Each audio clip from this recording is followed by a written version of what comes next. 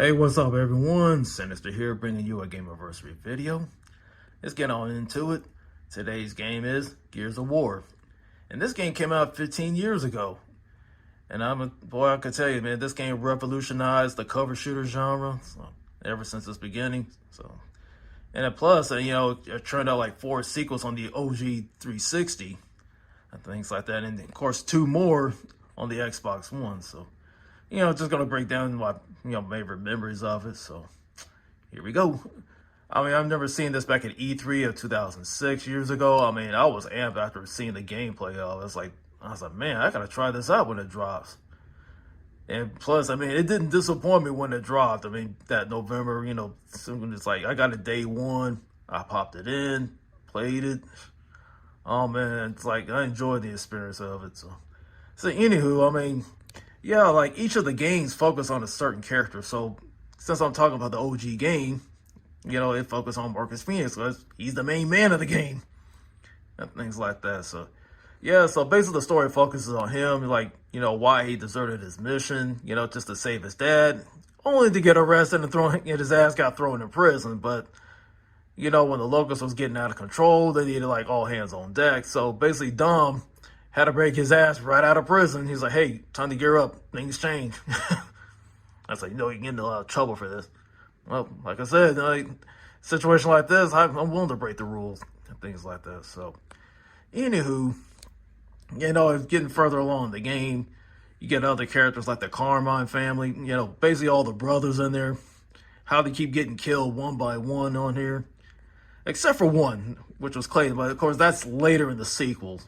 Things like that. But of course you meet up with Bear and Cole, because basically you got to save Cole from getting ambushed. Then you meet up with Baird. And Baird, he's like the typical asshole, but he's funny, man, because like his timing is just hilarious. Like especially get those two together, I was like, yeah, they're definitely made for each other. Things like that, especially when you go with them on a split path, things like that. So basically, you got Dom with you, then Cole and Bear team up. It's just hilarious, things like that. So, anywho, that's one of my favorite moments. The other favorite moments involve the Berserker. You know how blind she is, but she can take you out just by hearing you. Making all kinds of racket. Here she comes, ready to run you over like a Mack truck. I never had a trick on her, like knocking out several doors just to get her outside so I can use the Hammer of Dawn to take her out. It took me a few tries, but I was able to get it done. But if you have like a buddy with you, it's like have that buddy sneak up on the Berserker, tag her with a grenade, get out of the way, and just boom. Times that would take her out, man. It was great.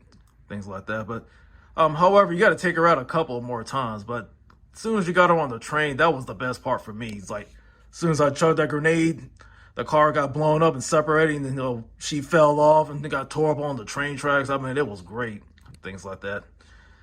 And of course, he had to deal with General Rom at the end with his krill ship, but more of that later. So anywho, I'm going to move on to the negatives of the game. And one of them is the dumb AI.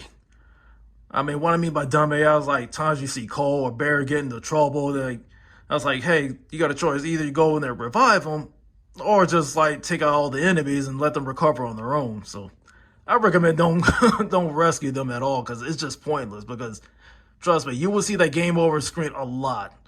And it's not even worth it. Things like that. Because, like I said, they're not going to die on you. Just clear out all the enemies. They recover just like that. Like nothing happened. And when I mentioned the game over screen, you will see that thing a lot. Especially playing on the insane difficulty. Trust me, I try to go through with some areas on my own. It was not happening. I was like, I got to have help get through this. And trust me, a friend of mine got me to, go through insane.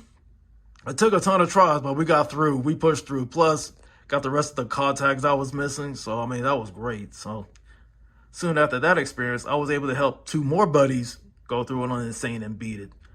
And trust me, like, the most part, what took the longest was Rom himself and that damn krill shield. Times I tossed grenades while the other one was shooting. Then times I shoot and reload. And times he'll come close. I'm like, oh, time to, go to both sides and, wherever he's coming. But if you had enough grenades, like, do enough damage to him just to take him out. Because, trust me, man, like, we was on our last try. If we failed again, we'd say, hey, we'll try again another day. So by the stroke of luck, we beat them on Insane. So it was like, whoo, what a sigh of relief.